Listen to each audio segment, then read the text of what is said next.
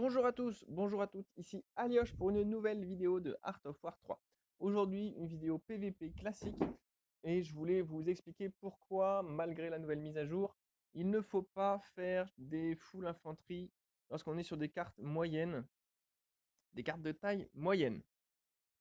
Pendant le développement, merci de poser un like, merci de poser un commentaire, de vous abonner à ma chaîne et de mettre en place les notifications. Ça m'aide toujours pour le développement de ma chaîne et bien sûr pour la mise en place de nouvelles vidéos. Ça me motive énormément dès que je vois des nouveaux abonnés. Ça me donne envie de faire plus de contenu. On peut voir que j'ai eu un développement un petit peu bancal. Je me suis trompé, j'ai mis en place mon premier centre d'appro avant d'avoir fait ma deuxième caserne et j'ai mis beaucoup de temps à mettre mon boost de reconnaissance rouge. On est sur une carte PVP classique sur lequel il y a une prise de drapeau. Les drapeaux, je vous rappelle, ça permet d'avoir un bonus de dégâts en local qui est de l'ordre souvent de 5%, parfois 10%. Et ça permet aussi d'avoir un bonus de ressources qui est lui de 5 ou 10% selon les cas. Voilà, en général, on a la moitié des drapeaux qui sont plutôt sur l'attaque et un petit peu sur les ressources, et la moitié des drapeaux où c'est l'inverse. Donc sur cette carte pour le moment, ce qu'on peut voir, ce qu'on peut noter, c'est que je n'ai aucune vision sur ce que fait mon adversaire. J'ai pas fait énormément d'infanterie et c'est pour ça que j'envoie un coyote pour pouvoir essayer de voir ce que fait à faire mon adversaire. Pour le moment, je n'ai aucune information, à part qu'il est en QG2. Sachant que moi, je suis en QG3 et je pars sur le développement de mon usine de véhicules pour pouvoir sortir des Jaguars. Donc je sais que j'ai un avantage sur le développement par rapport à mon adversaire. S'il est seulement en QG2, ça veut dire qu'a priori, il a d'approvisionnement que moi.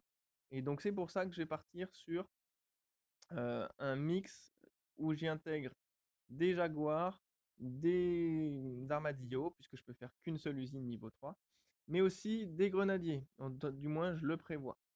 Par contre, ce qu'on peut voir, c'est que mon adversaire est fort, fort, fort en infanterie. Ici, il a un groupe d'une dizaine d'infanterie à droite et une dizaine d'infanterie à gauche, avec lequel que j'avais vu quand il avait récupéré ce drapeau.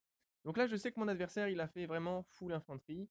Il a fait plus de 20 fantassins, ce qui est très fort pour la prise de drapeau. Par contre, ce qui veut dire, vu que tout à l'heure il était en retard par rapport à son développement et par rapport à son QG, ce qui veut dire qu'a priori, j'ai l'avantage. Et donc, très important pour moi, j'ai fait une libellule juste pour prendre la vision. Et ça va vraiment être juste pour prendre la vision, ce qui me permet de voir la défense de mon adversaire, ce qui permet de voir son développement, et ce qui me permet de voir notamment que pour le moment, il est encore en full infanterie. Voilà, donc je fais ce passage, je vois 4 casernes, et là je sais que j'ai bien fait d'avancer mes unités, de mettre mon point ralliement au milieu de la carte, et de produire, puisque mon adversaire a un énorme groupe d'infanterie, de produire des unités anti-infanterie avec des porcs-épics notamment, mais aussi d'avoir des jaguars. Donc là, je fonce dans l'armée, je fonce dans sa base, tout simplement parce que j'ai vu qu'il avait ces deux groupes de fantassins, un en haut à droite, un en bas à gauche. Donc sa base, elle est vide. Donc je mets mes jaguars en fortification. Grâce au nouveau raccourci, c'est beaucoup plus rapide à faire que lorsqu'on en sélectionne plusieurs. Je mets mes porcs-épics à côté en tenir position pour qu'ils défendent contre les différents fantassins. Et surtout, je dis à mes jaguars de viser les casernes. Alors, je ne pouvais pas tout faire en même temps puisque j'avais un groupe à ramener là, mais j'ai bien demandé à mes jaguars de détruire les casernes en premier, puis les centres d'appro, et je n'ai pas dit aux jaguars d'attaquer les fantassins. C'est extrêmement important parce que les jaguars, même s'ils font des dégâts de zone, sont faibles contre les fantassins. Donc il vaut mieux que mes porcs épics s'occupent des fantassins et que mes jaguars détruisent les casernes, ce qui va éviter à mon adversaire de produire de nouvelles unités. Donc voilà pour la tactique de combat. Et c'est très important ce timing-là. J'ai fait une attaque autour de 10 minutes et j'ai toujours des groupes d'armées qui sont produits. J'ai une armée qui est à base là de fantassins et j'ai pas fait de grenadiers finalement pour intégrer des jaguars et des armadillos. Et j'ai fait quelques porcs épiques, mais j'en fais plus beaucoup. Voilà.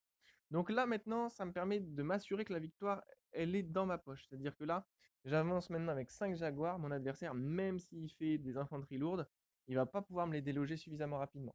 Donc là, la partie, elle est gagnée, tout simplement parce que j'ai eu une bonne vision de jeu, que j'ai vu que mon adversaire avait un retard par rapport à moi, et face à un full fantassin où il n'a pas attaqué, j'ai eu le temps de réagir. S'il avait décidé de m'attaquer, j'avais fait mes 3 miradors, j'en avais même fait un quatrième en hauteur, et j'ai 2 casernes pour pouvoir produire des fantassins et 2 usines de véhicules spéciaux pour pouvoir sortir des porcs-épis.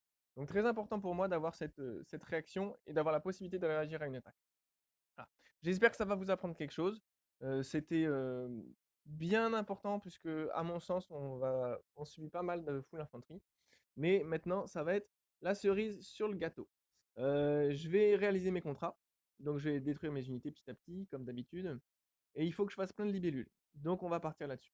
Et vu qu'on a le temps, on va s'amuser avec un petit largage nucléaire. Je vais vous laisser, je vais plus mettre de son, puisque je vais tout simplement, voilà, on va tout simplement accélérer les choses au maximum.